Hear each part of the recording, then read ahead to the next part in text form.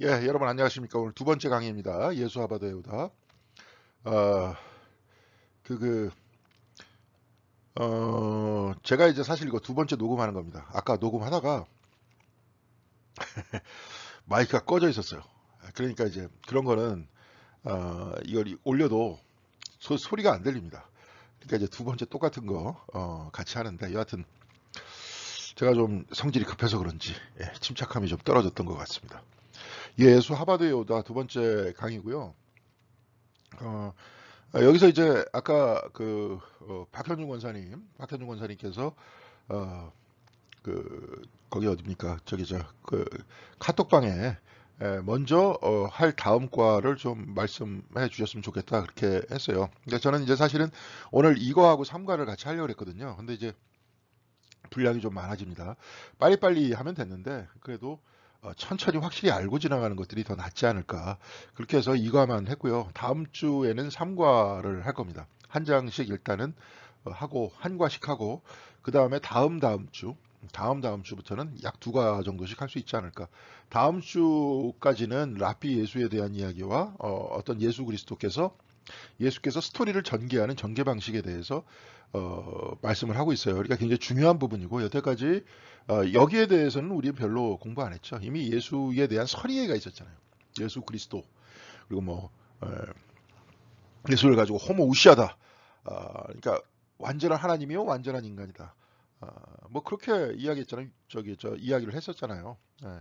그리고 그런 그 어떤 그 교리적인 틀 안에서만 예수를 이해했고, 특별히 이제 바울 서신 같은 경우에 물론 이제 바울도 사실 그 의도는 아니었지만 바울은 예수를 만나본 적이 한 번도 없지 않습니까? 인간 예수를 만나본 적이 없었어요. 그런 적이 한 번도 없었습니다. 바울이 유일하게 만났었을 때는 다메섹으로 가는 도중에 갑자기 이제 빛이 본인한테 다가와서 그 안에서 나는 네가 핍박하는 예수다, 박해하는 예수다. 거기에서 예수 그리스도를 체험하죠. 그러면 사람이 바뀌면서 예수 그리스도에 대해서 바울 서신 전체를 다 따져봐도 십자가와 부활, 또 십자가와 부활 사건 중심으로 구성된 유대 철학과 힐랍 철학의 어떤 엄청 거대한 만남, 이 이야기가 이제 바울 서신의 중심이었고 이 틀 안에서 교리가 구성이 되면서 이 그 구성된 교리 안에서 예수를 이해했었던 거죠. 근데 다시 예수를 좀 꺼내서 이 뭡니까 기원 기원적인 딱 이제 영년이죠. 영년에 태어나셨을 때부터 시작해서 33년까지 있었던 그 이 땅에서 살았었던 인간 예수에 대해서 바라보자는 거예요. 근데 그렇게 인간 예수를 뭡니까 발굴해내는 게 이제 역사적 예수를 찾아서 그 얘기 아니었습니까? 저번 주에 말씀드렸던. 근데 그 이야기보다도 이 책에 관해서는 예수는 역사적 예수의 고증에 의해서 랍비였다라고 얘기를 하면서 랍비의 형식이 어떤 형식이었느냐, 랍비의 가르침의 형식이 어떤 형식이었느냐, 여기에 대해서 이제 말씀을 하고 있습니다. 그러니까 우리는 어, 이게 사실은 이제 좀, 이 부분에 대해서는 잘 얘기를 안 했죠. 예수는 구원자고, 말씀하신 무조건 교훈은 믿어야 되고, 그 교훈 중에서 중요한 것이 무엇인지 뽑아서 우리가 알아야 되고, 막 이런 식으로 우리가 배웠는데, 여기서는 전혀 다른 방식으로 사실은 이야기를 하고 있습니다. 예. 예, 그게 뭔지를 한번 살펴보도록 하겠습니다. 예, 오늘 두 번째 강의입니다. 예. 예, 여기서 이제, 랍비 예수라고 했잖아, 랍비. 예. 근데 그러니까 여기서 지금 아까 말씀드렸듯이 역사적 예수 연구에서 나온 예수의 모습의 핵심, 곧 그가 랍비였다고 하는 사실은 우리를 다음 단계로 나아가는데 굉장히 도움이 된다. 네. 그러니까 기본적인 전제를 다른 이유를 이야기하지 말자. 랍비다. 성경에서도 분명히 이렇게 나와 있다. 여러분들 그거 기억하시지 않습니까? 예수께서 부활하신 다음에 에, 나타나셨었죠. 사람이 나타났는데 그 부활의 장면을 제일 처음 목격한 사람. 그 사람 누굽니까? 막달라 마리아예요. 사복음서 전체에 부활 예수의 사건을 다 기록하고 있는데 그 사복음서 전체에 나와 있는 인물이 누구냐? 막달라 마리아입니다. 조금씩 틀려요. 예를 들어서 뭐 요한복음에는 막달라 마리아와 예수의 어머니 마리아가 무덤가로 가면서 누가 저 돌을 치울 것인가? 치워줄 것인가 우리를 위하여. 그렇게 걱정하면서 가는 그런 모습이 나오죠. 마가복음 같은 경우에는 막달라 마리아와 야고보의 어머니 마리아가 나옵니다. 다른 마리아예요. 동시에 살로메가 같다고 그런 식으로 이야기를 합니다. 그러니까 이게 왜 다 다르냐? 다 다를 수밖에 없는 거예요. 우리가 알기로 그때 당시에 무슨 그 뭡니까 이런 거 핸드폰 딱 들고 가가지고 유튜브를 이렇게 쫙 찍으면서 한 게 아니지 않습니까? 그렇죠? 성경책이 기록되어 있는 내용은 최초의 기록 말씀이 마가복음인데 마가복음은 기원 후 55년에서 65년 사이에 기록되어 있는 책이에요. 그러니까 한 20년 이상 20년에서 30년 정도의 시간 간격이 있어요. 예수님 승천하신 이후로. 예. 그렇게 기록되어 있는 그런 말씀이었기 때문에 아마 스토리가 전해져 내려왔겠죠. 예. 그런 다음에 부활의 증인이 누구였겠느냐. 그런 이야기들이 이게 나오면서 여자들이 있었다.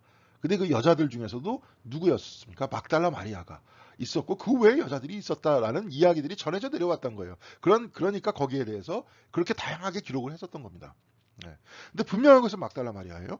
근데 막달라 마리아를 거기다가 이렇게 부활의 증인이라고 기록했었던 구태여 그랬어야 됐나 실질적으로 보면 그렇지 않습니까? 예.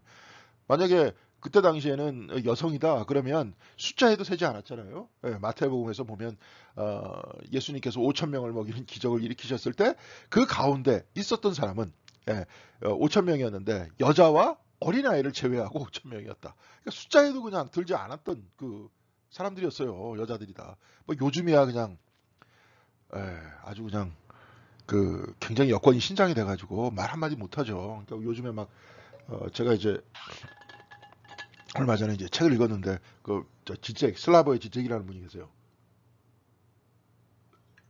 근데 이제 지잭이라는 분이 계신데 그분 같은 경우에 이제 지금 아주 현대에서 아주 생존하는 아주 뜨는 철학자죠. 근데 미국에서 강연을 할 때 자기는 여자한테 2번 고소를 당했다.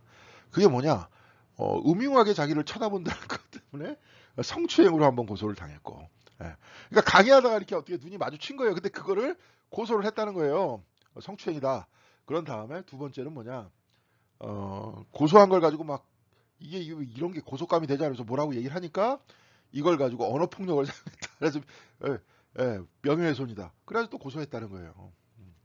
그러니까 이제 이거 미국하고 정말로 슬로바키아하고는 정말 문화가 다르다 하는 것들을 이제 이야기를 하죠. 특별히 여권에 대한 어떤 존중이라는 것들이 현재는 굉장히 강력하게 우리나라에서도 이제 미투 운동 이후에 굉장히 강하지 않습니까? 근데 이제 그렇게 됐었어요. 그렇게 돼 있었는데 이 막달라 마리아 당시에는 그렇지 않았잖아요. 그러니까 그 부활이 사실이다 하는 것들을 증명하기 위해서는 굉장히 권위가 있는 그 어떤 사람을 등장을 시켜야 됐죠. 뭐 사내들인 회원이라든지 뭐 아리마대 사람 요셉 같은 그 사내들인 회원이라든지 아니면 뭐 왕 쪽에서 누가 그걸 가서 봤다 이렇게 얘기했다든지. 근데 막달라 마리아라는 그 사람 막달라라는 게 딴 게 아닙니다. 막달레나 지방의 마리아예요. 마리아라는 이름이 하도 많았기 때문에 막달라 지방에 정말 흔해 빠진 마리아라는 사람 거기 등장을 시키거든요. 그러니까 역설적으로 이것을 가지고 성경에서는 그 누가 예수의 그 뭐예요? 부활을 봤다는 것들을 각색하려고 하지 않았다. 있는 그대로 보여주려고 했다. 하는 그런 또 성서신학자의 이야기들도 있습니다. 이 이야기가 여기까지 갔는데 사실은 막달라 마리아를 지금 이야기하려고 하는 이유가 뭐냐면 요한복음에서 예수님께서 부활하셨을 때 막달라 마리아가 예수를 보죠. 근데 예수가 아니고 그 누굽니까? 동산지기인 줄 알잖아요. 그러니까 막달라 마리아가 얘기하죠. 만약에 우리 선생님을 치웠으면은 시체를 딴 데다 옮겼으면 갖다 달라. 딱 얘기하니까 예수님께서 마리아에게 말씀하시죠. 마리아야. 딱 이러니까 막달라 마리아가 뭐라 그럽니까? 라보니 이렇게 표현을 합니다. 랍비의 이게 뭐예요? 존칭이에요. 존칭. 그러니까 사복음서 내내 예수에 대해서 이야기를 할 때 등장하는 말이 뭐냐면 랍비예요. 선생님이에요. 그런 얘기는 분명했다는 겁니다. 예수는 랍비였다는 거죠. 자, 그래서 그 밑에 보면 뭐 신성의 로고스라든지 신과 동일한 본성, 신성의 로고스다 이런 표현은 뭐냐면 요한복음 제1장의 표현입니다. 태초에 말씀이 있었다. 그 말씀이 곧 하나님이셨다. 이런 얘기죠. 그 말씀이 하나님이셨다라는 그 말씀을 저 히라버는 이렇게 씁니다. 헷갈리네.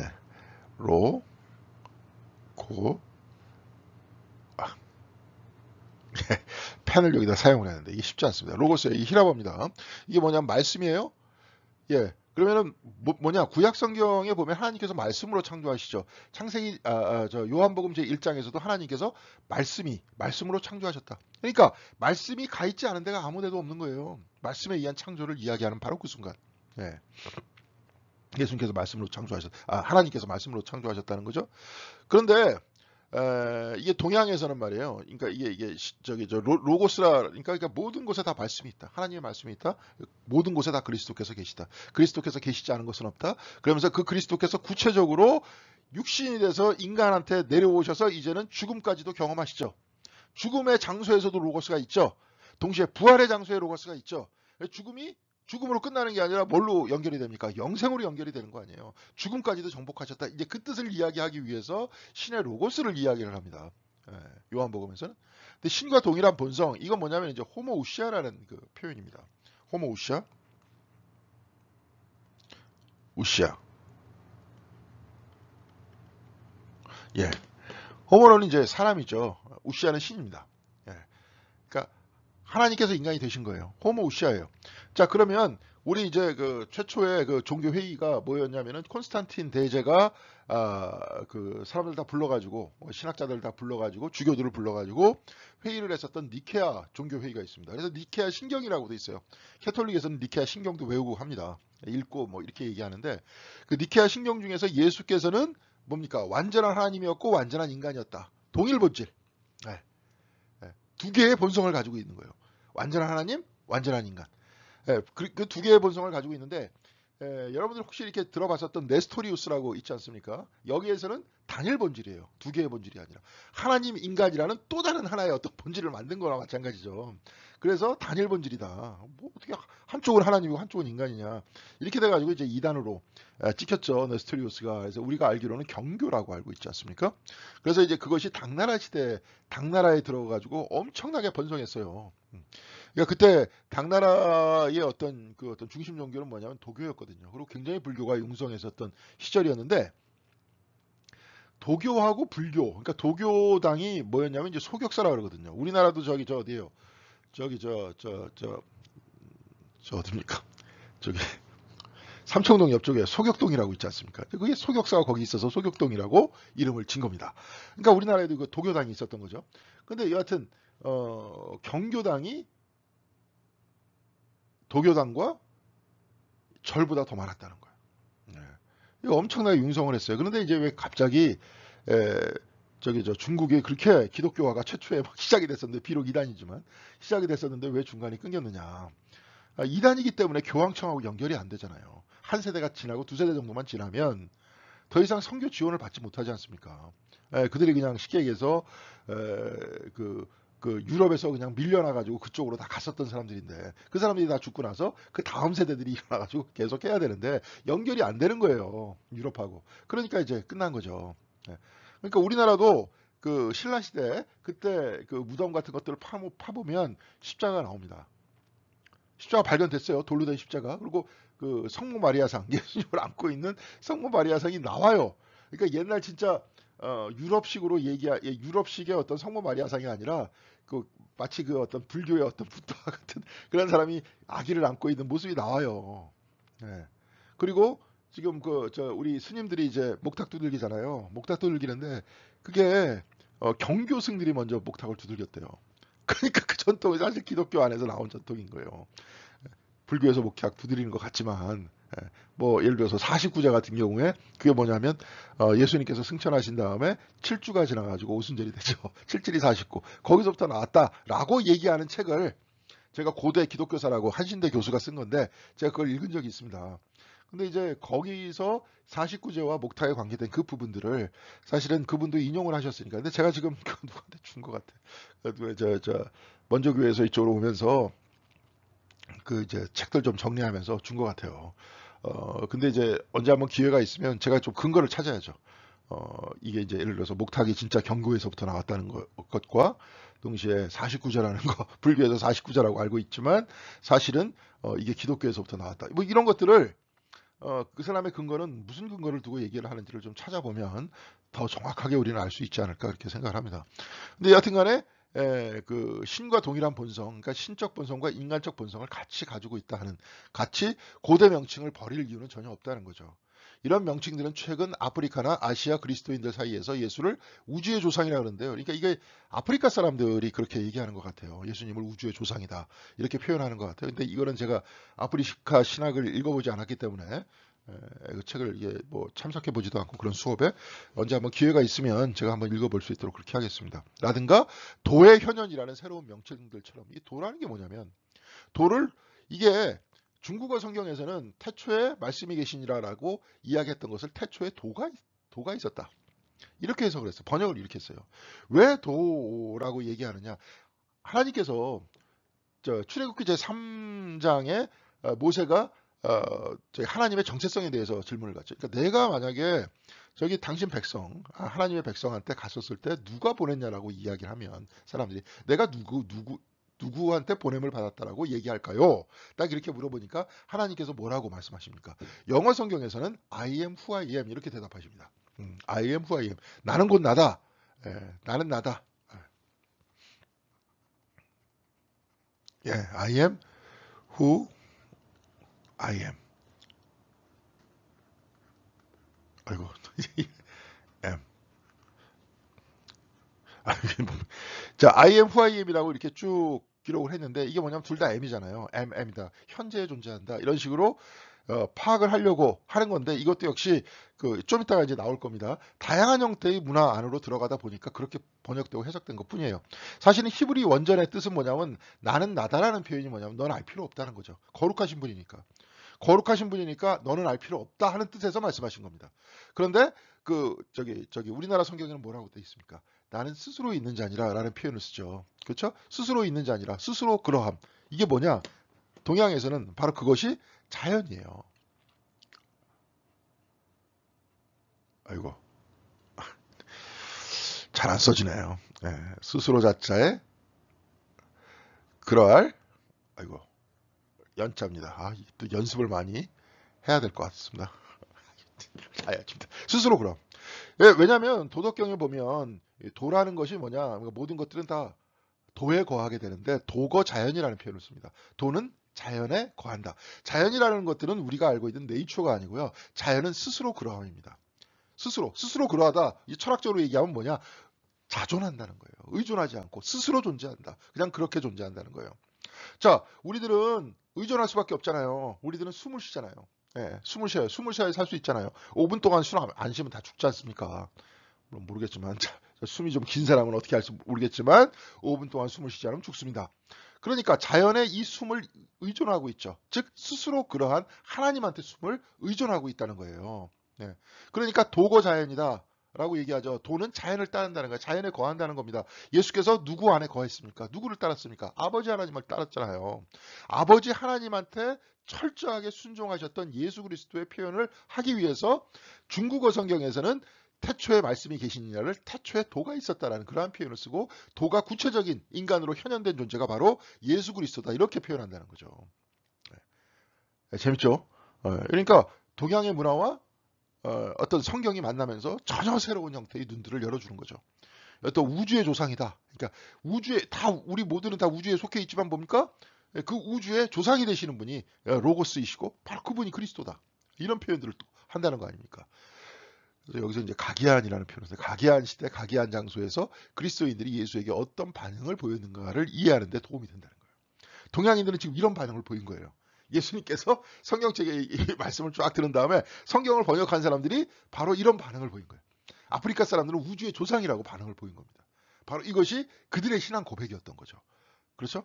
이렇게 도움이 되고, 그런데 이런 걸 다 이렇게 띄고 우리가 뭐 신성의 로고스, 신과 동일한 본성, 이것도 힐랍 문화권 안에서 나와 있는 얘기니까, 교리적 언어니까, 교리적 언어를 띄면 성경에서 나오는 예수 그리스도의 모습은 뭡니까? 랍비였다는 겁니다. 그런 얘기예요. 그래서 예수는 랍비였다 이런 표현을 쓰고요. 여기서 이제 제가 따옴표를 이렇게, 물론 이제 제일 끝에 제가 이제 이렇게 페이지 숫자를 이렇게 넣었죠. 그러니까 여러분들도 한번 들으시고 다시 한번 읽어보셔도 되고, 오늘 이제 아까 보니까 이제 막 우리 김동학 장로님이 오늘 몇 페이지까지 하나, 우리 박현준 거사님은 계속 어디까지 하는 거를 알려줬으면 좋겠다. 아주 이렇게 공부를 열심히 하시는, 예습을 열심히 하시는 분이 또 계십니다. 예습하시고 여기 한번 강의 듣고 복습까지 하시는, 3번이나 보는 거 아닙니까? 그러면 아주 그냥 뚜렷하게 아주 하비콕스가 얘기했었던 그 이야기가 되겠죠. 지금 사실 예수 하버드에 오다 이 이야기를 예수 시대에서 종교의 미래를 본다 이렇게 얘기하면서 이렇게 또 이 책도 썼어요. 종교의 미래라고. 예, 이것도 마찬가지로 랍비 시대 그 예수 그리스도의 모습, 예, 그 모습을 통해서 우리 앞으로의 우리 종교, 이 사람이 얘기하는 종교라는 것들은 기독교니까 기독교는 어느 방향으로 가야 되는지 여기에 대해서 이렇게 잘 쓰고 있습니다. 이것도 혹시 뭐 사보실 분은 사보셔도 좋을 거고, 아니면 이 강의를 다 들으신 다음에 보시면 더 이해가 더 쉬우시겠죠. 자, 여하튼 간에 랍비였는데요. 요 따옴표 요 안에 요게 뭐냐면은, 사실 제가 이제 이야기를 쓰려고 했는데 좀 길어질까봐, 이게 왜 탈무드예요. 예, 탈무드는 주로 이야기를 통해서 그리고 자기 자신의 삶을 자신이 가르치는 것에 산 예증으로 살아가면서 유대인의 율법인 토라를 해석하고 적용하면서 보냈다. 이게 뭐냐면 랍비적인 방식이었던 거예요. 예수님의 특이한 방식은 아닙니다. 이건 랍비들이 다 이 방식을 사용했다는 거예요. 이 방식은 뭐냐? 이야기를 통해서 성경 말씀을 이해했다는 겁니다. 근데 이해했는데 그 이해의 공간이라는 게 어디 허공에 붕 뜬 추상적인 공간이 아니라 자기 자신의 구체적인 삶 안에서 이야기를 통해서 성경 말씀을 이해했고 또 그대로 따랐다는 거예요. 좀 이따가 이제 얘기가 될 텐데, 모든 결단이 있을 때, 모든 것들이 자기가 어떤 행동을 막 해야 될 때, 그때 제일 중요한 것은 정치적인 결단을 하지 않고 윤리적인 결단을 했고, 나는 그러면 어디에 서야 되는지를, 그러니까 윤리적으로 먼저 보려 그랬고, 윤리적인 결단을 내렸고, 윤리적으로 살았다는 거예요. 그게 이제 이런 형태의 이야기들을 구체적으로 증거하고 있는 그 책들이 이제, 이게 뭐예요? 방향을 제시하고 있는 책이 탈무드고, 예수님께서도 그렇게 하셨고, 제일 중요한 얘기는 그렇게 사셨다. 대부분 랍비들은 사는 데까지는 그렇게 얘기 안 했어요. 어떻게 윤리적인 결단을 내려야 될 것이냐, 어느 길을 선택해야 될 것이냐까지는 얘기를 했는데, 삶으로는 그렇게 안 살았어요. 그래서 예수님께서 끊임없이 바리새인들을 가지고 위선자라고 얘기했잖아요. 삶 속에서 드러나지 않았다. 근데 삶에서 그 이야기를 구체적으로 실천을 하셨기 때문에 예수님한테도 위험한 상황이 온 거죠. 이게 뭡니까? 예, 돌아가시잖아요. 십자가에 못 박히시잖아요. 말까지 하는 것까지는 넘어갔는데 실천을 그렇게 하는 것에 대해서는 사람들이 견뎌내지 못했던 거예요. 그때 지배자라든지 뭐 그때 로마의 권력자라든지 견뎌내지 못했던 겁니다. 좀 이따가 얘기할 겁니다. 자, 이야기는 설화입니다. 설화는 뭐예요? 상상력을, 이게 굉장히 중요한 얘기입니다. 여러분들 요 얘기가 오늘 아마 요거만 하나 다 잘 얻으셔도 상상력을 일깨우는 거예요. 생각하는 거예요. 그러나 대부분 이 문제를 완전히 무시하고 있다는 거죠. 그 대신 우리는 뭘 이야기하느냐? 예수님의 이야기, 성경의 이야기를 통해서 우리가 상상을 통해서 읽어요. 이게 아까 탈무드를 얘기했는데, 제가 이제 2권의 책을 여러분들한테 가져왔습니다. 한 권은 좀 이따가 이야기를 할 거예요. 근데 이게 보면 이게 뭐냐면 탈무드예요. 탈무드인데 요 앞에 프로이드와 함께 읽는 탈무드잖아요. 그러니까 내가 저는 나름대로 이 책 괜찮은 줄 알고 원래 딴 책을 샀거든요. 융의 이제 어떤 레드북, 빨간 책이라고 뭐 야한 책이 아니라 레드북이라는 게 있는데, 자기 자신의 꿈을 있는 그대로 이렇게 기록하면서 꿈에 대한 해석을 쓴 책이 레드북입니다. 융의. 그 책을 이렇게 인터넷에 딱 하니까 쳐가지고 이렇게 사려고 하는데 알고리즘이 뜨잖아요. 그러니까 밑에 딱 보니까 이게 프로이드가 이제 융의 스승이니까 뭡니까? 프로이드와 함께 있는 탈무드. 이게 혹하는 거예요. 그래. 프로이드가 유대인이었으니까 분명히 탈무드의 영향을 받았을 거야. 그러니까 프로이드가 이해하고 있는 심리학에 있어서 이 층대에 탈무드가 어느 정도의 역할을 하고 있는지 나 좀 알아봐야겠어. 그래서 책을 산 겁니다. 한마디로 충동 구매. 이게 읽어보면서 사야 되는데. 근데 한마디로 이걸 샀는데 이제 이게 제 예상하고는 벗어났습니다. 탈무드는 탈무드대로 쓰고, 프로이드는 프로이드대로 쓰면서 또 중간에 이렇게 써요. 프로이드가 자기는 탈무드와 유대 전통에는 별로 관심이 없고 영향을 받지 않았다라고 직접 얘기했다. 그렇게 얘기했다 그러면서 왜 또 연관을 자꾸 이렇게 맺어주려고 하는지 전 이해가 안 갑니다. 이 책 안에서. 근데 이 책에서도 유대인들 심리학자들이 많았거든요.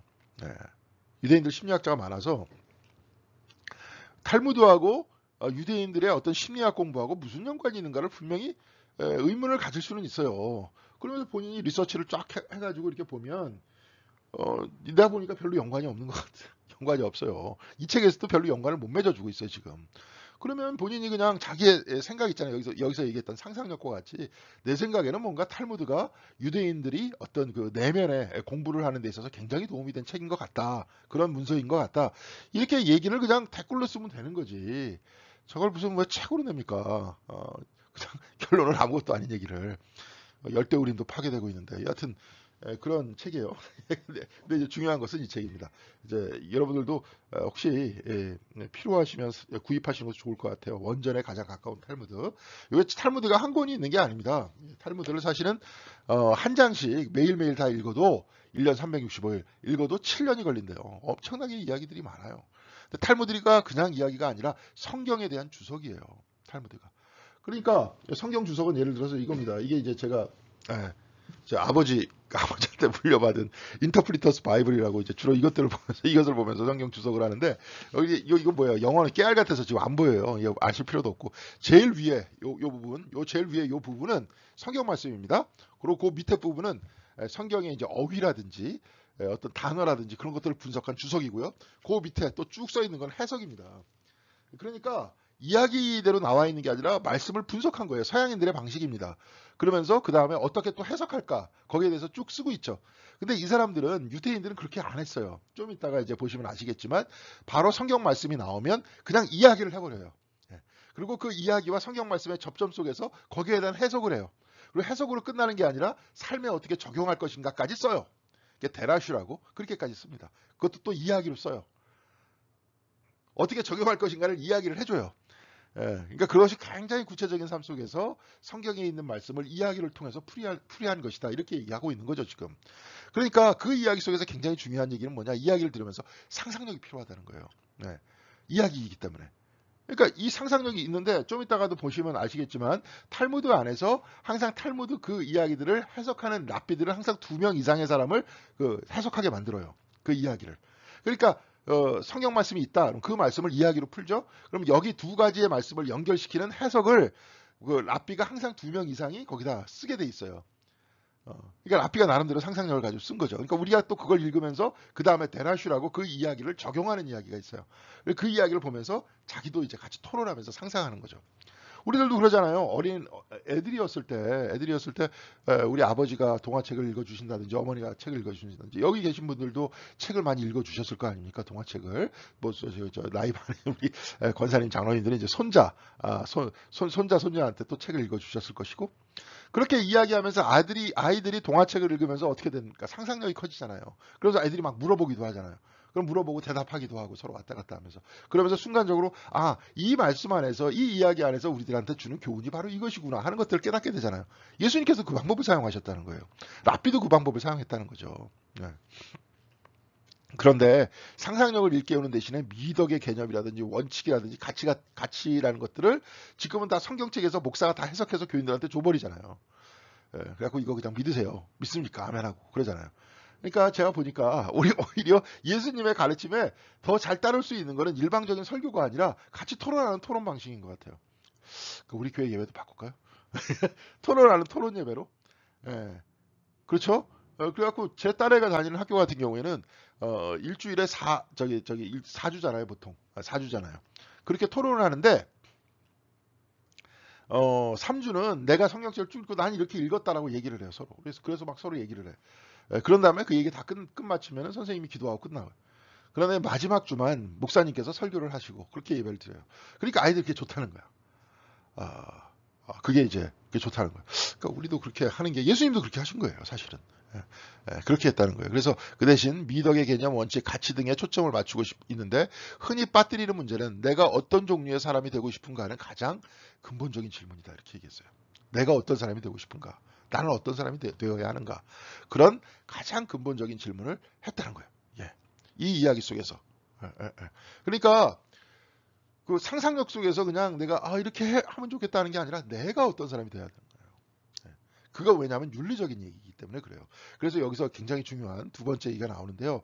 여기서 이제 3가지 이렇게 얘기를 합니다. 윤리적 딜레마에 빠지면이요. 그것을 단순히 이거 잘 보세요. 첫째, 그것을 단순히 투자 문제라든가 임상적인 문제라든가 하는 정치적 선택의 문제와 같이 개별적인 문제로 보지 말고 그것의 근본적인 윤리의 문제라는 사실을 인식해야 한다는 것이다. 이거 저 때문에 이제 안 보이시는데요.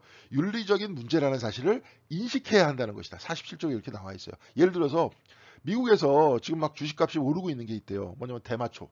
이게 뭐냐면 그 바이든이 대마초를 합법화 시킬 것이라는 소문 때문에 대마초 값이 오르고 있대요. 그러면은 여러분들 대마초 값이 막 오르고 있는데 그 대마초에 투자를 해야 될까요? 말아야 될까요? 대마초 회사에. 예. 그건 단순히 투자 문제라든지 임상적인 문제가 아니라 무슨 결단이라 그랬어요? 그런 윤리적인 딜레마에 빠지면 윤리적인 결단을 내려야 된다는 거죠. 나는 그 대마초를 마약에 투자를 할 수가 없어. 그렇게 투자를 얘기를 해야 된다는 거죠. 뭐 여러 가지가 있겠죠. 뭐 별의별로 회사 다 있으니까. 뭐 도박하는 회사, 도박 사이트 뭐 운영하는 회사. 그 회사에 내가 투자해야 될 건가 말아야 될 건가. 여러분 어떻게 생각하십니까? 그 도박 사이트가 막 그냥 엄청나게 막 성장하고 있어요. 그냥 막. 뭐 얼마 전에까지만 해도 막 100원이었는데 지금 막 10,000원까지 막 올랐어 막. 그러면 내가 투자해야 될까요, 말아야 될까요? 저기 투자하면 돈 버는데. 네, 근데 그런 문제가 아니었다는 거죠. 그런 딜레마에 빠지게 될 때 제일 먼저 얘기하는 게 윤리 문제라는 사실을 인식해야 된다는 거죠. 그게 제일 먼저의 결단이었다는 거예요. 예, 그게 왜 그러냐면 내가 그 상상력을 통해서 어떤 종류의 사람이 되고 싶은가, 되어야 하는가를 얘기해야 되기 때문에 그렇다는 겁니다. 그럼 상상력이라는 건 뭡니까? 내가 어떤 사람이 되어야 한다, 내가 어떤 결단을 내려야 된다. 그것을 위한 상상력이라는 거죠. 그렇죠? 상상력이 필요한 겁니다. 그러니까 우리 교회에서 자꾸 서로 얘기를 해야 돼요. 어른들한테 자꾸 물어봐야 되고요. 학생들도 그렇고 여기 계신 뭐 신앙의 연조가 있으신 분들도 다 이 세상 떠날 때까지 우리 인간은 계속 배워야 되지 않습니까? 예, 저도 계속 배워야죠. 목사인데도 뭐 제가 다 알고 있습니까? 저도 끊임없이 읽어야지 되는 거고 여기서 나오는 얘기도 제가 원래 알고 있는 얘기가 아니라 다 읽었던 얘기가 나오는 거 아닙니까? 들었던 얘기가 나오는 거고 예, 그러기 위해서 그래야 되는 거죠. 예, 그렇다는 거예요. 그래서 두 번째 굉장히 중요한 얘기예요. 둘째 단계는 내가 무슨 일을 해야 될까 하는 문제에 대한 해답을 찾는 것이다. 내가 과연 그렇다면 이 상황에서 윤리적인 결단을 먼저 내리고 그 다음에 지금 내가 무슨 일을 해야 할까 하는 내 해답을 얻어야 돼. 나는 이것이 대마초 회사기 때문에 기독교인들은 뭡니까? 대마초와 마약이 퍼져나가는 것들을 막고 오로지 하나님만 찬양하고 맑은 정신 안에서 하나님을 찬양하고 살아나가는 것들을 지지해야 되기 때문에 그렇게 살아나가야 되기 때문에 나는 이걸 할 수 없어. 이렇게 얘기해야 되는 거죠. 예. 그리고 셋째 단계는 제일 어려운 단계로서 찾아내는 해답대로 실천하는 거예요. 실천하는 거. 하는 용기를 갖는다는 거예요. 아까 뭐 투자하는 건 그렇게 어렵지 않아요. 근데 여러 가지가 이유가 있지 않습니까? 누구와 싸우고 있어. 아니면 저 사람이 분명히 잘못된 길을 걷고 있어요. 그런데 저 사람을 위해서는 어떻게 해야 돼? 얘기를 해줘야 돼. 근데 얘기하면은 잘못하면 괜히 사이가 틀어지고, 나는 그냥 사이 틀어지는 거 그거 별로 원치 않아. 그냥 어쩔 수 없지 뭐 저렇게 살라 그래야지 뭐. 이게 나중에 이제 어떤 윤리적 회의주의라, 다원론적 회의주의라 그러는데 그런데 빠져요. 그러면 자기 자신의 이기심이죠. 내가 저 사람하고 편하게 지내기 위해서 저 사람이 망가져도 난 괜찮아. 이런 얘기죠. 그런데 내가 저 사람을 사랑해야 되니까 저 사람이 저렇게 가면 안 되라고 말을 해줘야 되는 거죠, 사실은. 그러기 위해서는 어떻게 해야 돼요? 내가 그렇게 할까 결단만 하는 게 아니라 직접 가서 얘기를 해줘야죠. 예수님께서도 산상수훈 같은 데 얘기를 하시잖아요. 자꾸 말씀하시잖아요. 예를 들어서 그렇다는 거예요. 그렇게 세 가지의 단계가 있다는 겁니다. 근데 제일 중요한 건 앞부분에 상상력이에요. 그런 다음에 윤리적인 면들을 찾아내고 윤리적 결단을 내리고 그 다음에 행동해야 된다는 거죠. 근데 이게 그 랍비들이 이제 주로 이런 형태의 세 가지의 어떤 방식들을 사용을 했다는 거죠. 이렇게. 그래서 이야기를 전해줘요. 그래서 상상력을 막 통해서 그 사람이 거기서 윤리를 찾아내게 하고 결단하게 하고 행동하게 만들어요. 행동하기까지는 잘 안 갔다 그랬잖아요. 근데 그게 굉장히 위험하니까. 근데 결단하게는 만들었어요. 그러니까 만약에 그 굉장히 어떤 그러니까 어떤 남자가 어떤 여자를 굉장히 좋아했어요. 너무나도 좋아하고 사랑을 했는데 그 여자가 나한테 마음을 안 열고 딴 사람한테 해갖고 결혼을 했어요. 마음이 막 상해가지고 랍비를 찾아와.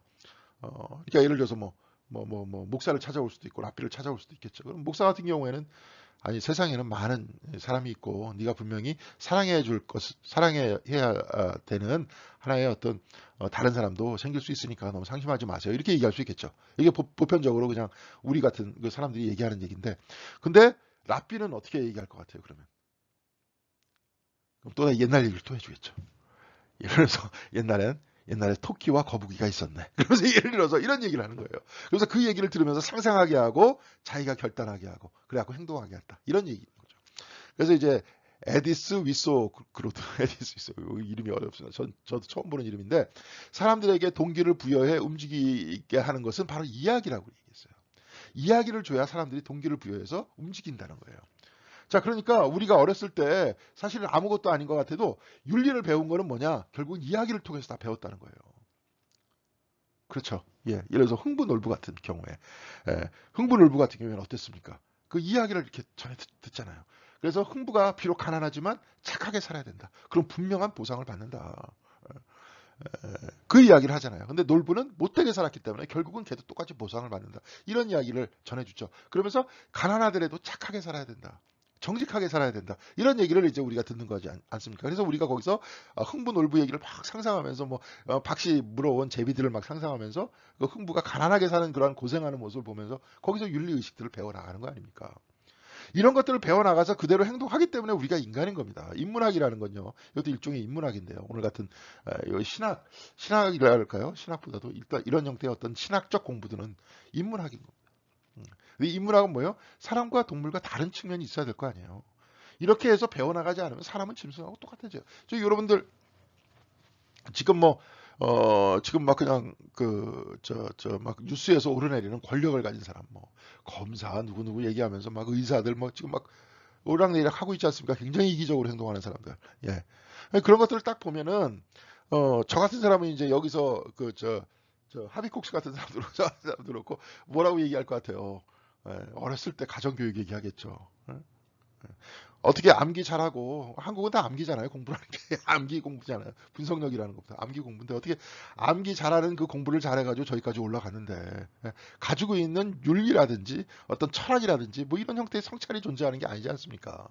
예? 그렇잖아요. 또 그거 위해서 뭐 그렇게 살잖아요.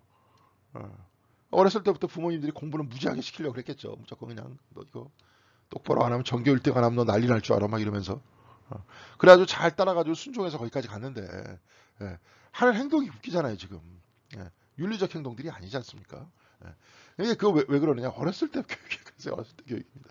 특별히 이제 이런 교육들을 해야 되는 거예요. 그래서 성경의 교육이라는 거 굉장히 중요한 것 같아요. 그런 성경의 스토리, 뭐 다윗의 이야기 재밌잖아요. 골리앗을 이긴 이야기 같은 경우에 그 이야기 속에서의 뿌리는 뭡니까? 자기 자신의 힘을 의지하지 않고 여호와에 대한 신앙을 의지하는 바로 그 사람. 우리의 일상 속에서 무수한 골리앗들이 나타나는데 골리앗의 지배를 당하지 않고 하나님을 의지해서 그것을 극복하려고 할 때 하나님께서는 극복시켜 주시고 이런 이야기가 나올 수 있지 않습니까? 그러니까 우리는 골리앗에 무서워서 떨려고 하지 말아라. 골리앗은 무수히 많잖아요. 우리 삶 속에서. 네. 자, 하여튼 뭐 그렇습니다. 그런 이제 이야기, 설화 그리고 어떤 선택이 이루어지고 어떤 입지가 이루어지는 상황 설명이에요. 이야기는 상황을 설명해주고 나 자신을 움직이게끔 해준다는 거죠. 그것이 누구냐? 에디스 위소그로드라는 유대 철학자가 얘기해준 얘기예요. 그러니까 이런 이야기들을 잘 분석을 해보니까 라피들의 스토리를 분석해보니까 아까 이런 세 가지 정도의 세 단계가 존재하더라. 처음에 윤리적인 면을 이야기 속에서 끌어내고 동시에 그것에 결단을 하고 실천하게 하는 것. 바로 그것이라는 거죠. 그래서 설화는 이야기는 우리를 다른 것을 버리고 일정한 마음의 자세를 취하도록 부동의 어떤 자세를 취하도록 움직이죠. 그렇죠. 신화 안에 있어서 설화 안에 있어서 우리의 상상력을 키우면서 그 안에서 우리가 붙드는 게 있을 거 아니에요. 아, 이 말씀 바로 이런 얘기구나. 아, 바로 저거구나. 그러면서 그것을 딱 깨달은 다음에 다른 것을 버리고 일정한 마음의 자세를 취하도록 유지한다는 거예요. 그래서 설화는 이야기는 우리가 우리의 머리로 하는 윤리적 사유를 마음으로부터 나와야 하는 용기나 자비심으로 연결시켜주는 일을 한대요. 이야기가. 예. 그러니까 제가 이제 미국에서 이제 유학을 했을 때 우리 선생님 있어요. CS 송이라고 우리 선생님 계신데 그 선생님은 스토리 신학을 하신 분이에요. 그러니까 탈무드하고 똑같은 방식이죠. 이야기를 딱 꺼내가지고 그 이야기와 이야기, 성경의 이야기를 만나게 해줘요. 그래서 거기서 좋은 이야기라면 또 다른 스토리가 계속 만들어진다는 거예요. 좋지 않은 이야기면 그냥 스토리가 거기서 끝나고. 그래서 거기서 계속 이어지면서 지금 뭐가 나오는 겁니까? 용기나 자비심 같은 것들이 나오고 계속 새로운 상상력들이 나오고요. 주님은 우리들한테 그 방법을 취하셨던 거예요. 그 이야기들을 계속 전해주시면서. 그래서 그는 사람들이 그들의 직접적인 이해관계를 넘어서 생각하도록 선택과 행동이 필요한 여러 가지 상황에 그들 스스로를 넣고 상상해 보도록. 그렇죠. 내가 스스로를 그 당시의 상황에 넣도록. 예를 들어서 뭐 착한 사마리아인이면 너는 어느 사람이었을 것 같아. 어떤 사람이 가다가 길거리에서 맞고 돈 다 뺏기고 쓰러져 있는데 너는 그 중에 레위인이었냐? 아니면 제사장이었을 것 같아? 아니면 내가 사마리아인이었을 것 같아? 너는 어떤 사람이야? 그리고 이 이야기에 있어서 중심은 누구일 것 같아? 예. 사마리아인이야? 아니면은 그 길거리에 가다가 쓰러진 사람이야? 뭐 어떤 서남동 교수님 같은 경우에는 거기서 한번 예수를 찾아봐라. 사마리아인이 예수일까? 아니다. 서남동 교수는 그렇게 쓰러진 사람이 예수였다. 예수께서 십자가를 지시면서 우리가 어떻게 행동을 해야 될까를 상상하게 하시고 윤리적으로 결단을 내리게 하신다. 그렇게 이제 쓴 글을 제가 한번 본 적이 있습니다. 근데 여하튼 착한 사마리아인 탕자 등의 이야기를 통해서 우리의 이야기들을 거기다 적용하라고 그렇게 말씀하시고 계시죠. 그러니까 예를 들어서 탕자 얘기는 어떤 얘기입니까? 그 예수님께서 마태의 집에 아마 갔었을 마태의 집인가요? 레위의 집에 갔을 때죠. 누가복음에서 나온 얘기니까 레위의 집에 가서 세리들과 같이 먹고 마실 때 옆에서 사람들이 그런 얘기를 하잖아요. 왜 죄인들하고 같이 먹고 마시느냐 이렇게 이야기를 사람들이 하니까 예수님께서 딱 일어서셔서 탕자의 얘기를 하지 않습니까? 예. 그러면서 그런 얘기를 하죠. 천국에서는 이거 뭐야 회개할 것이 없는 사람이 100명이 있는 것보다 한 사람이 회개하는 것을 가장 기뻐한다. 보세요. 저 사람은 다른 길로 갔다가 지금 저 세리가 다른 길로 가고 방탕한 길로 갔다가 이제 다시 돌아오는데 우리가 가슴을 열고 맞아들여야 되지 않느냐. 그리고 뒤에서 옆에서 뭐라 하는 사람은 누굽니까? 큰아들이죠. 너희들은 큰아들이다. 다 내 것이 네 것이다. 그런데 뭘 또 더 이렇게 질투하냐. 그런 말씀을 이렇게 하시는 거죠. 그러면서 상상하게 하고 깨닫게 하는 겁니다. 이렇게 막 얘기하다 보면 맞아. 바로 그거구나. 이런 얘기죠. 그래서 그는 존경받는 랍비라면 함께하지 않을 사람들과 함께 식사를 했다. 그는 수상적인 인물이나 사회적으로 빗나간 사람들과 교제했다. 그는 이런 방식으로 살았기 때문에 그를 만나는 사람은 누구나 삶의 의미가 무엇일까 다시 살피게 되고 새로운 관점에서 볼 수밖에 없었다. 그런 얘기입니다. 예, 그런 관점이요. 그럴 수밖에 없었다 하는 얘기들을 전해주고 있습니다. 예, 오늘 이 방식은 어떤 방식이냐면요. 이게 원전에 가까운 이 탈무드 이 책에서 이제 이런 얘기가 있어요. 근데 제가 하나 잠깐 읽어드릴게요. 제가 하나 이제 이 부분에서 읽어드리도록 하겠습니다. 이게 뭐냐면요. 한 줌의 사자를 만족시킬 수 없다 하는 내용입니다.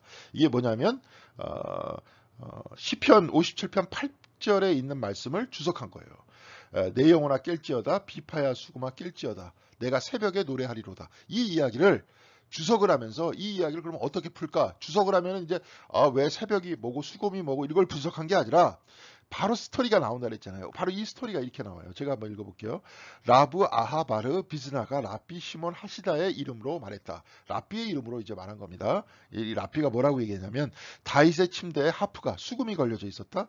한밤중에 북풍이 불자 저절로 연주됐다. 한밤중에. 다윗은 즉시 일어나 새벽까지 토라를 공부했다.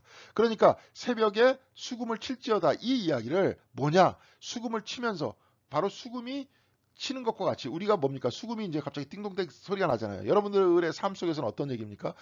새벽 기도에 나가기 위해서 자명종을 맞추잖아요. 자명종이 떼르릉 울리는 게 수금이 울리는 거예요. 네. 그러니까 즉시 일어나서 뭘 했다고 그랬어요? 새벽까지 토라를 공부했다 그랬어요. 근데 새벽에 이스라엘의 현자들이 들어와서 그 얘기 말했대요. 다윗에게 우리 주 왕이여 당신의 이스라엘 백성이 먹을 것을 요구합니다. 사람들이 다 배고픕니다. 먹을 것이 필요합니다. 그러니까 다윗이 그가 그들에게 말했다. 가서 서로를 부양케 하시오. 그러니까 사람들이 서로 도와주라는 거예요. 서로 도와주.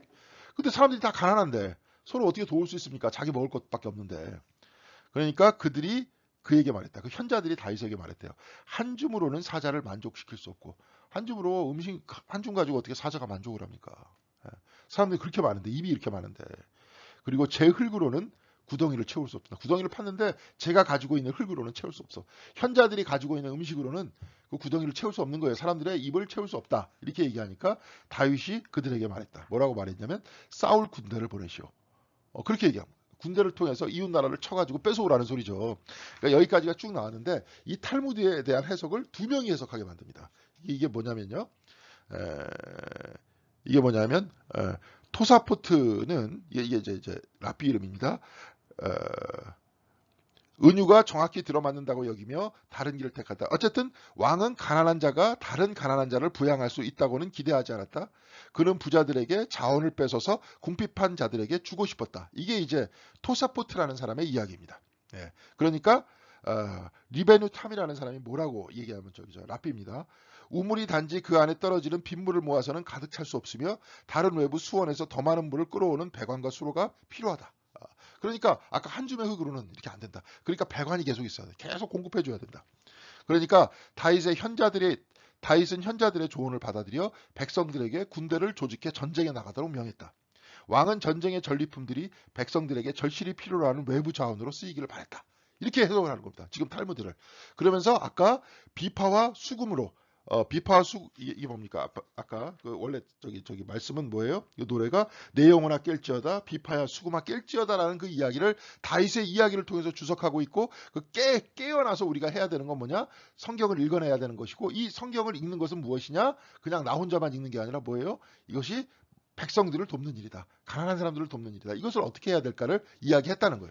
자, 그러면은 백성들을 돕는 것은 그럼 전쟁을 하라는 겁니까? 그게 아니죠. 여기서 해석한 건 뭐예요? 백성들에게 끊임없이 줄 수 있는 뭔가의 자원이 필요해라고 얘기하는데 이 책 안에서는 데라슈라고 이것을 우리의 현실 속에서 어떻게 적용을 할 것인가 그런 이야기를 하면서 현실적인 얘기를 해요.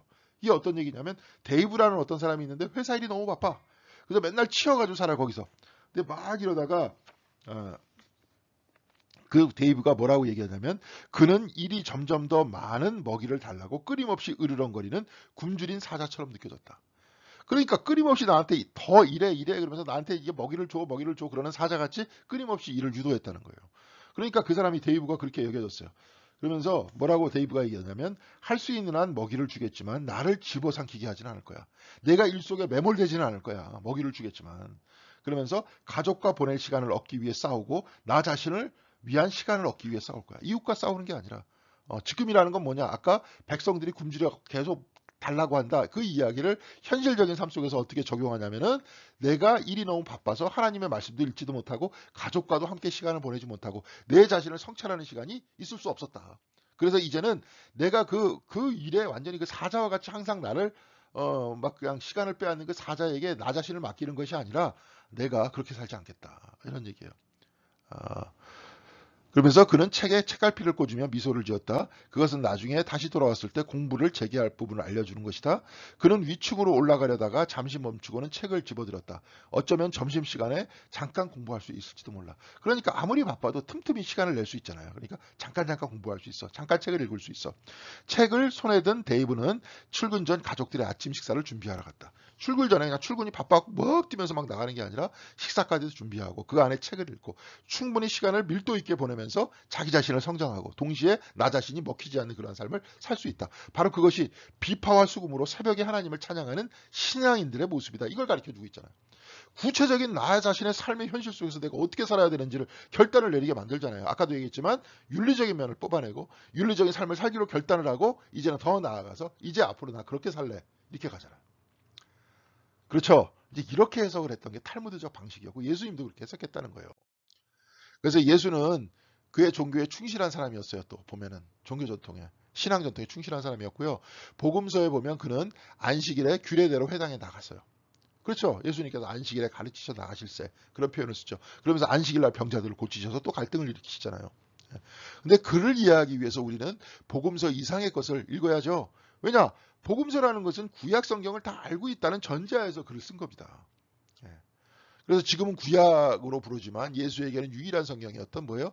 히브리 성경에 대해서도 잘 알아야 된다는 거예요. 예, 히브리 성경에 대해서. 그러니까 구약 성경을 알아야 예수님의 말씀이 나와요. 그러니까 그 더 중요한 문제는 그 다음에 나오는데요. 예수가 읽던 성경을 잘 알게 되면 우리가 왜 사복음서가 사람들의 기대하는 구체적인 도덕적 지침을 주고 있지 않은가를 알게 된다. 구체적인 도덕적 지침은 신명기서에 다 나오고 있어요. 출애굽기서에 다 나오고 있어요. 율법서에 다 나와 있습니다. 그러니까 예수께서 그걸 반복적으로 설명을 안 하신 겁니다. 예수도 그리고 당시에 그의 말을 듣던 사람들 거의 모두가 이런 지침을 잘 알고 있었기 때문에 복음서에서는 그렇게 이야기를 하고 있는 거예요. 기존적으로 거기서 그렇게 이야기를 해요. 그러면서 예수님께서는 너희 옛사람들은 그렇게 얘기했으나 나는 또 그렇게 얘기한다라고 얘기하면서 예수님께서는 뭐예요? 마음을 이야기하시죠. 마음의 의벽도 풀지 말라고 그렇게 말씀하시죠. 네. 그런 비유와 이야기를 통해서 하나님의 다스림이라고 하는 유대 전통의 핵심에 가까운 무엇이 현재적 실제성을 이게 뭐냐면 현재적 실제성이라는 게 뭐냐면 하나님 나라가 지금 시작됐다. 이렇게 얘기하는 거예요. 네. 그 당시 대부분의 유대인들은 그리고 지금도 마찬가지입니다. 유대인들은 그런데 하나님의 다스림이 오로지 메시아의 도래와 함께 비로소 시작되는 것. 메시아의 도래와 함께입니다. 여기 뒤에 써 있는데 저 때문에 안 보이는 거예요. 메시아의 도래와 함께 미래에 시작된다고 생각을 했던 거예요. 그래서 하나님 나라를 준비하고만 있었는데 그래가지고 이제 세례 요한도 계속 준비하라 그러잖아요. 천국이 다가왔으니까 하나님 나라가 가까이 왔으니까 목욕해라. 목욕만 하는 거죠. 근데 예수께서는 이미 실제성에 여기 시작됐다라고 말씀하시는 겁니다. 예. 지금 여기 시작됐다. 그것은 더 이상 이게 중요하기 때문에 볼드로 썼습니다. 연기되는 것이 아니라 미래로 밀려나가는 것이 아니라 지금 여기에, 그래서 예수님께서 너희 중에 이런 표현들을 쓰시죠. 너희 중에 있는 것이라는 가르침을 통해 그것이 비록 아직 부분적이고 여전히 감추어져 있긴 하지만 거기에 긴급하고 즉각적인 반응, 긴급하고 즉각적인 반응이라는 것들은 무슨 뜻입니까? 이걸 가지고 이제 여러분들이 많이 들어보셨을 겁니다. 종말론이라고 얘기해요. 종말론적. 옛날에 뭐 다미선교회 뭐 온다 그래갖고 흰 옷 입고 뭐 휴거한다. 이게 종말론적인 얘기가 아니라 지금 뭐예요? 지금 하나님 나라가 시작됐고 인간의 삶이 끝나요. 인간의 세상이 끝나가고 있어요. 그러니까 여기서 어떻게 반응을 보이느냐. 예수께서는 그렇게 말씀하신 거예요. 하나님 나라가 바로 여기 있다. 오늘도 이렇게 새벽 기도에 보니까 이런 부분이 나옵니다. 열왕기서에서, 열왕기 하에서 엘리사가 죽은 수냄 여인의 아들 바로 위에 딱 엎드려가지고 눈은 눈에 붙이고 입은 입에 붙이면서 손은 손에 붙이면서 그 위에 엎드려가지고 생명을 소생시킵니다. 엘리사가 하나님의 사람이기 때문에 쉽게 얘기해서 하나님께서 하시는 모습을 그대로 보여준 거죠. 하나님께서는 우리와 딱 붙어 있다는 겁니다. 완전히 동행하고 계시다는 거예요. 그래서 우리가 숨을 쉴 수 있다는 거예요. 우리가 생명을 가질 수 있다는 그 뜻이 아니겠습니까? 그것을 가지고 이야기를 하고 있어요. 그러니까 똑같이 하나님 나라가 시작된 거죠. 이미 예수님께서는 그 관점에서 얘기하고 있는 겁니다. 여러분 숨 안 쉬면서 단 한 번이라도 살 수 있겠습니까? 못 살죠. 살지 못합니다. 그럼 하나님과 우리가 분리되어 있습니까? 분리되어 있지 않습니다. 분리되어 있지 않으니까 우리가 숨을 쉬는 거죠. 창세기 2장 7절에 그 코에 생기를 불어넣으셨다 그랬잖아요. 흙으로 사람을 지으시고.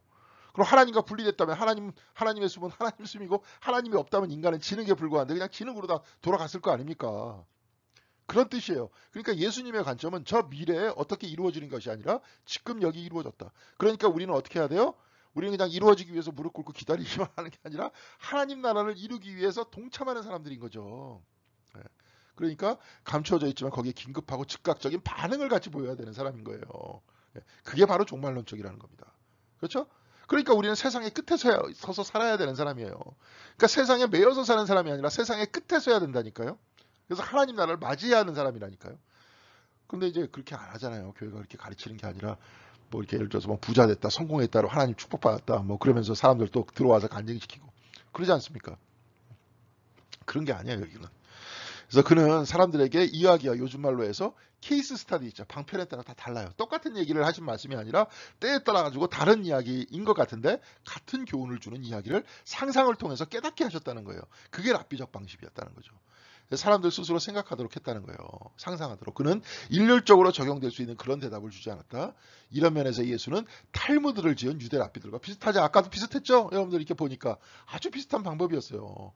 그래서 이론적인 문제에는 관심이 없었고 그들의 논쟁은 한 가지 대답으로 끝나는 것이 아니라 언제나 두 사람 이상의 의견을 공유했죠. 아까도 두 명의 랍비가 공유했고 어떤 그 다음에 데라슈라고 현실에 적용할 때 그 사람들은 자기 삶 속에서 이것을 어떻게 나의 구체적인 삶 속에서 그것을 다윗의 이야기, 시편의 이야기를 읽어낼 것인가 이렇게 얘기했잖아요. 이게 탈무드가 그래서 굉장히 현실적인 철학입니다. 막 사변적이고 뭐 지금 뭐였죠 뭡니까 히랍 철학자 그 이후를 내려오는 서양 철학자들처럼 그냥 온갖 상상력들 그냥 이 생각 저 생각 한 사람들 걸 다 짬뽕해 갖고 또 자기 생각 만들어갖고 사람 헷갈리게 만든 다음에 사실 별 내용도 아닌데 뭐 그렇게 해가지고 막 이런 이야기가 아니었다는 거죠. 그리고 또 그러니까 결코 진공 상태에서 문제를 다루는 일이 없었다는 거예요. 예수는 사람들이 이런 질문에 대해 윤리적 전통에 비달해 너희들의 전통에 비달해 너 옛 사람들은 뭐라고 하더냐? 어떤 예를 들어서 뭐 부자 청년이 와가지고 어떻게 해야 구원을 얻으리까? 그러니까 성경책에 뭐라고 나와 있느냐? 옛날 책에는 옛 글에는 뭐라고 나와 있느냐? 그러니까 두 가지를 이야기하죠.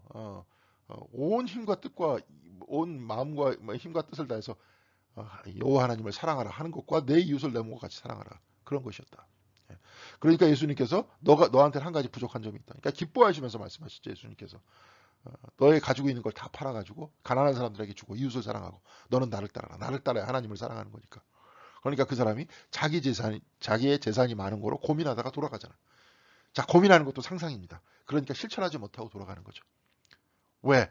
종말론적 삶이 아니었기 때문에 그래요. 세상의 끝에 사는 것이 아니라 이 사람은 세상 복판에 살고 있어서 그랬던 겁니다. 그렇다고 해서 뭐 여러분들이 가지고 있는 모든 재산을 교회에다 다 헌금하고 그래서 교회에서 기거하면서 살라 이런 뜻이 아닙니다. 예, 거기에 매이지 말라는 거죠. 저번에 한번 바울을 얘기하면서 한번 얘기했던 것 같아요. 바울의 신학의 어떤 인간적 삶에 있어서의 중심은 그 사람은 as if, not as if입니다. 마치 뭐뭇인 것처럼 마치 뭐뭇이 아닌 것처럼 마치 세상에 사는 사람이 아닌 것처럼 마치 하나님의 사람인 것처럼 살라는 거잖아요. 여기 매이지 말고 하나님 나라를 향해서 살아라. 그리고 그 안에 살아라. 이런 이야기를 하죠. 그러니까 우리 그래야 되는 겁니다. 네. 그렇죠. 다음 페이지 보겠습니다. 그래서 일단 상상력이 윤리적 사유에 얼마나 중요한가를 부각시킨 이상 그가 이렇게 했으니 나도 그렇게 한다. 그러니까 예수라면 어떻게 하셨을까? 이 이야기가 더 이상 나한테 적용이 안 되는 얘기예요. 왜냐하면 예수님께서 하나의 행동을 하셨잖아요. 그런데 우리가 그러한 이야기들을 통해서 상상력을 통해서 거기서 윤리적인 이야기를 꺼내면서 윤리적 결단을 내리고 그렇게 실천하게 하는 게 예수님께서 우리에게 바라시는 거예요. 근데 똑같이 예수라면 어떻게 하셨을 것인가? 이런 식으로 예수의 행위를 단순히 기계적으로 모방하려는 의미라면 분명히 윤리적 지침으로 적절하지 못하죠. 할 수가 없는 겁니다. 2000년 전에 팔레스타인의 그 상황과 지금의 우리의 상황이 다르니까 내가 지금 맞이하는 윤리적 상황과 그때 당시의 상황과 다르기 때문에 비슷한 거는 끄잡아 올 수 있겠죠. 그러면서 상상하고 토론을 해야죠. 그러면서 내가 어떤 윤리적 결단을 내려야 된다고 내가 해야 되겠죠. 그것이 결코 포괄하지 못하는 윤리적 결단들이 지금 너무 많다. 그러니까 우리는 상상해야 되는 겁니다. 상상해야 돼요. 그래서 예수가 이제 아까 상상에 그러니까 세 단계가 있다 그랬죠. 어떤 사건이 터지면 거기서 윤리적인 것들을 뽑아낼 줄 알고 거기서 윤리적 결단을 내리고 실천해야 된다. 근데 세 번째 것이 가장 어렵다. 실천하는 것이 어렵다. 이렇게 얘기를 했습니다.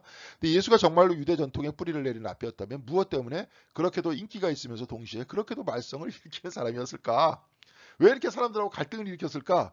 그러니까 간디가 말한 것처럼 예수는 죄송합니다. 예수는 가르치는 이일 뿐 아니라 자신이 가르친 것을 그대로 실천하는 사람이었기 때문에 그렇다는 거예요. 그대로. 그런 로마 황제나 헤롯 왕이나 제사장들이 아니라 하나님. 이게 왜 이런 현상이 일어나냐면요. 제가 아까 이걸 다 이렇게 프루프리딩을 했거든요. 이거 한 번씩 다 봤어요. 그래서 다 고쳤거든요. 이거 고친 건데 제가 아까 강의를 딱 끝낸 다음에 이게 마이크가 안 켜져 있었기 때문에 다시 꺼가지고 이게 아까 먼저 이렇게 썼었던 이 문서들을 저장하지 않았어요. 그래서 그대로 됐기 때문에 이게 제가 고치기 전에 그 얘기가 그대로 돼 있어서 그렇습니다. 하여튼 죄송합니다. 제가 다 불찰이에요. 제가 키지 않은 것도 불찰이고 그러니까 괜히 저만 고생하고 여러분들도 틀린 글자, 오타를 자꾸 보는데 하나님만이 윤리적 권위의 유일하고 진정한 근원이라 주장하고 이런 그의 확신을 너무나도 도발적으로 실천했기 때문에 지배 세력이 그를 제거해야만 된다고 이렇게 생각했다는 거죠. 예. 그러니까 왕 대신이나 하나님 하나밖에 없어요. 한 분밖에. 그리고 헤롯 가지고 저 여우라 그랬잖아요. 원래 이스라엘의 전통 속에서는 왕이 신이 아니라 그랬잖아요. 그 신이라는 존재는 누구예요? 저기 왕이라 그랬잖아요. 그래서 뭐 신화 안에서 딱 보면은 막 저 신이 막 아이를 낳잖아요. 그 이유가 뭐냐면 왕과 왕비가 신이었기 때문에 그래요. 예. 그런데 성경에서는 어찌 그렇습니까? 저기 열왕기서 딱 보면은 어떤 왕이 하나님 앞에서 범죄하였다. 다 그렇게 쓰잖아요. 다윗과 같지 않았다 그러면서 얘기를 하잖아요. 왜? 왕은 진정한 왕은 하나님이시고 동시에 지금 이 왕은 대리자인데 대리자로서의 역할을 똑바로 못했다. 그러면 바로 그냥 욕하는 겁니다. 예수님도 똑같이 그런 형태의 도발적인 행동들을 하시잖아요. 동시에 예수 그리스도면 그리스도라는 건 뭐냐? 왕이라는 뜻이에요. 그러니까 초대 기독교인들은 뭡니까? 왕은 누굽니까? 그리스도잖아. 예수 그리스도잖아. 그러니까 예수 그리스도만 왕이다. 그러니까 왕 앞에 예배를 드려야 돼. 예배 안 드리고 고개 안 숙이고 다니엘과 그 친구들처럼. 그러니까 어떻게 돼요? 잡아 죽이는 거죠. 그런 길을 걸어갔다는 거예요. 초대교인들은. 그래서 베드로가 예수님께서 순환을 예고하실 때 베드로가 그렇게 얘기하지 않습니까? 그런 일이 일어날 수 없다. 안 된다. 피하십시오. 그러니까 예수님께서 사탄아 내 등 뒤로 물러가라 이렇게 얘기하잖아요. 우리는 예수를 따르는 사람들입니다. 예수님께서 그런 가르침을 주셨고 그렇게 살았으면 그 가르침대로 상상하고 우리가 결단을 내리고 예수님 뒤로 따라가는 사람이라는 거예요. 근데 이제 그렇게 하지 않고 자기를 앞세우죠. 막 스승 앞에. 그러니까 나중에 베드로가 그것 때문에 뭡니까? 고민을 많이 했었던지 베드로가 십자가에 못 박힐 때 거꾸로 매달리죠. 쿼바디스라는 영화 여러분들 이제 소설책도 나오는데 거기서 그 초대교회 교인들처럼 바로 그 자리에서 십자가에 거꾸로 못 박혔느냐 그게 아닙니다. 베드로는 지하 감방에 갇혀요. 10년 동안. 거기서 감방에 갇히면 베드로를 묶었었던 쇠사슬이 있었어요. 쇠사슬에 묶여서 10년 동안 있었어요. 화장실은 어떻게 가냐? 그 자리에서 싸는 거지 뭐. 밥은 어떻게 먹어요? 거기 옆에다 던져주는 거 먹고 사는 겁니다. 정말로 과거의 감옥에 뭐 인권이고 뭐고 어디 있습니까? 그냥 그렇게 사는 거지. 근데 거기서 있다가 10년 만에 십자가에 거꾸로 매달려서 죽습니다. 매달려 죽는 바로 그 순간에 내가 스승님하고 똑같이 이렇게 매달려 죽을 수 없다. 3번이나 내가 스승을 부인했는데 내가 어떻게 스승의 길을 감히 내가 똑바로 가냐. 십자가에 거꾸로 매달리는 거예요. 그게 이제 베드로가 하여튼 뭐 그랬었던 사람이에요. 그랬었던 이 실천이라는 이야기들은 그래서 굉장히 힘듭니다. 저도 이제 오늘 아침에도 새벽 기도회 때 잠깐 르네 지라르라는 사람에 대해서 이야기를 했는데 그 사람 그렇게 얘기를 해요. 고대 문서 중에서 성경이라는 것이 유일하게 가난한 사람의 입장에서 책을 쓴 거다. 성경이라는 책이. 신명기서도 보세요, 여러분. 신명기서도 보면 항상 하나님한테 화목제를 드릴 때는 레위인과 고아와 과부와 객들과 같이 나눠 먹으라 그러잖아요. 신명기서에 또 그렇게 나와 있지 않습니까? 농사 거둘 때 다 거두지 말고 주변에 있는 거 내비둬라. 그건 다 가난한 사람들의 몫이다. 과일 딸 때도 다 따지 마라. 거기서 일부는 남겨둬라. 가난한 사람들의 몫이다. 그들과 같이 살게 이야기를 하잖아요. 그들의 관점에서. 그러면서 희년 얘기하고 빛을 탕감해주는 얘기하고 가족들 볼모로 잡지 말라고 얘기하고 이제 그렇게 이야기를 하고 있는 겁니다. 그래서 예수는 추상적인 윤리적 행동 강령 같은 것을 가르치지 않았고요. 이제 모두가 도덕적 의미에서 다 유대인이 되어야 한다고 하지도 않았다. 동료 유대인들에게 말하면서 그런 이방인들을 윤리적 삶의 모범으로 지켜 세우는 일이 오히려 많았어요. 그러니까 행동 강령 같은 걸 이방인들한테 똑같이 너희들도 율법을 다 똑같이 따라 그렇게 얘기 안 하셨다는 거예요. 특별히 그 뭡니까?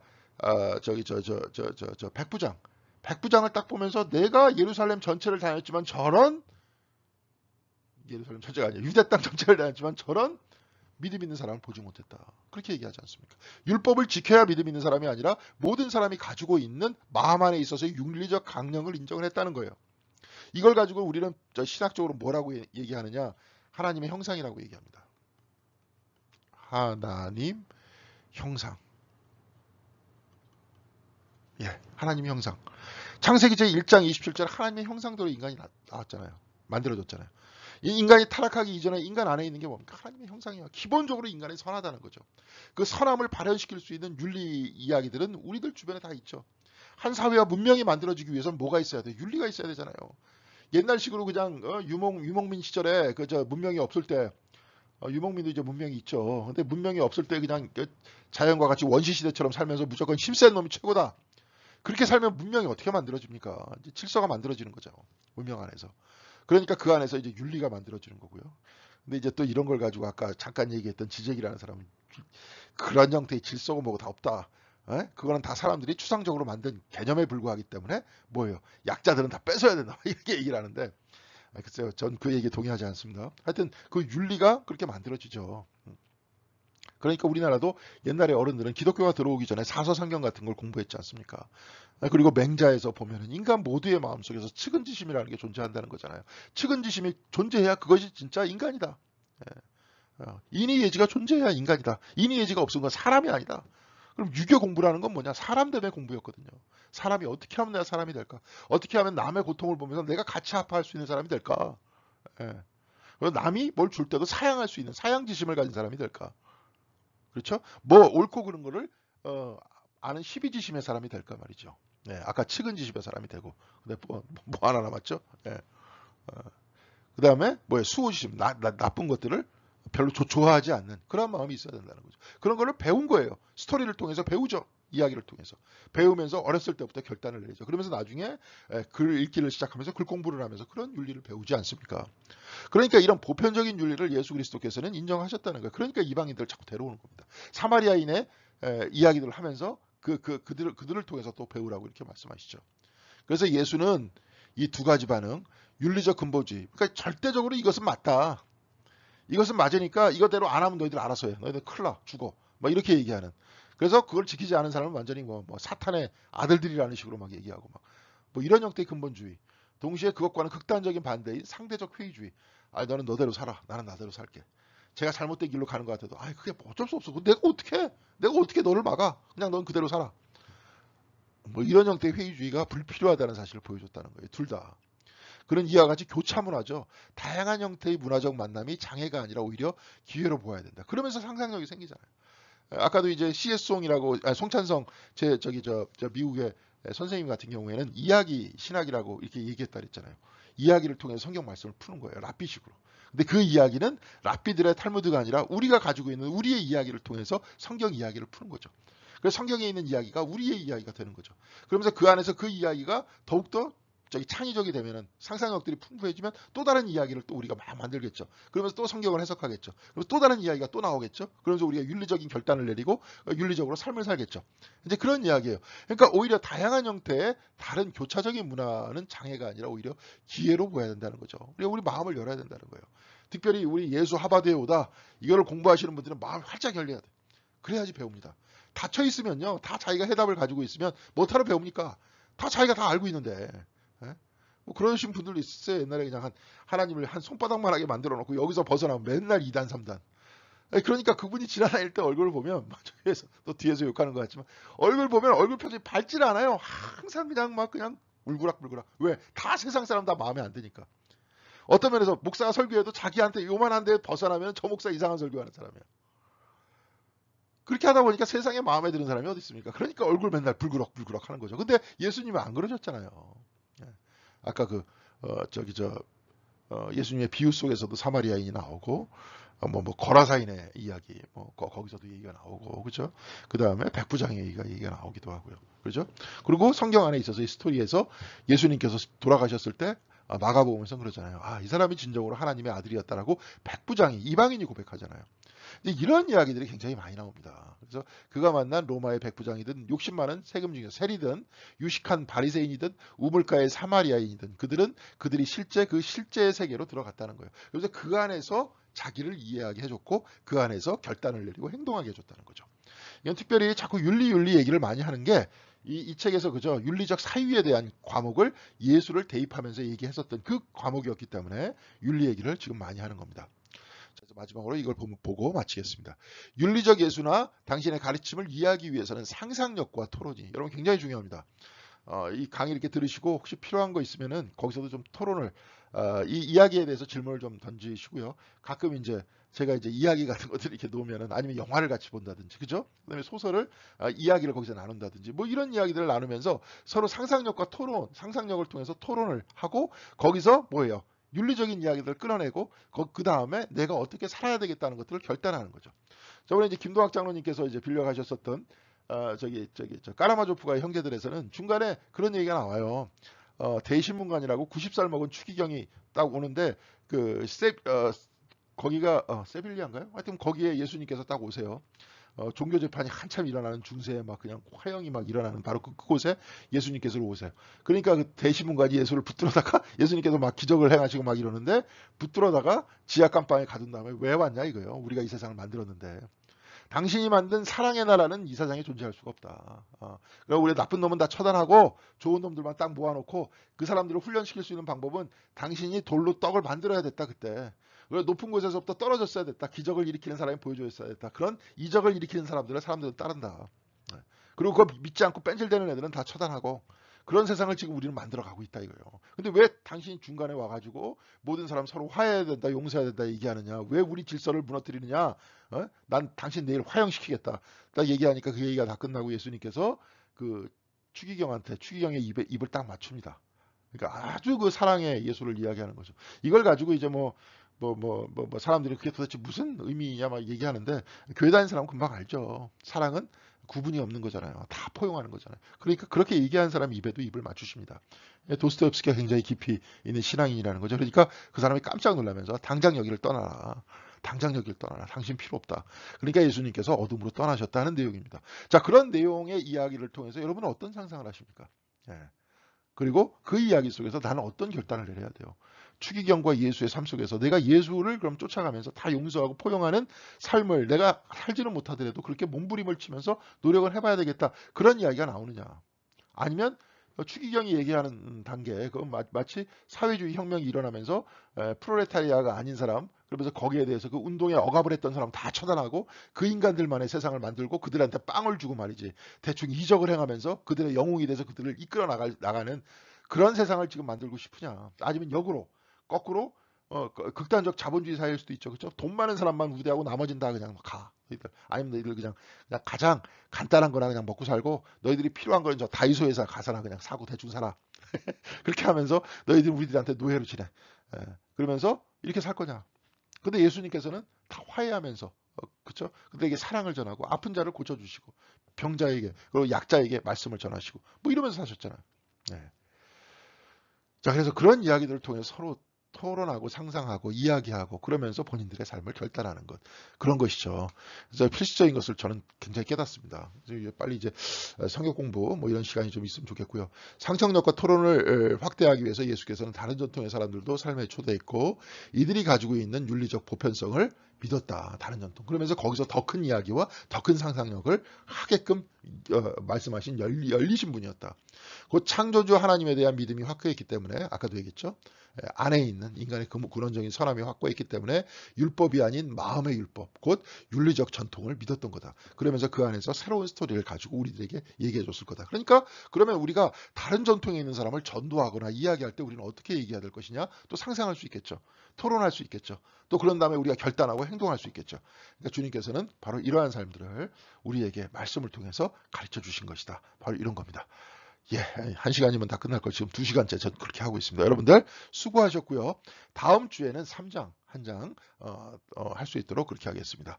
다음 주는 이제 스토리에 관한 얘기인데 더욱더 좀 재미있게 이야기할 수 있도록 하겠습니다. 여러분들 수고하셨습니다. 감사합니다.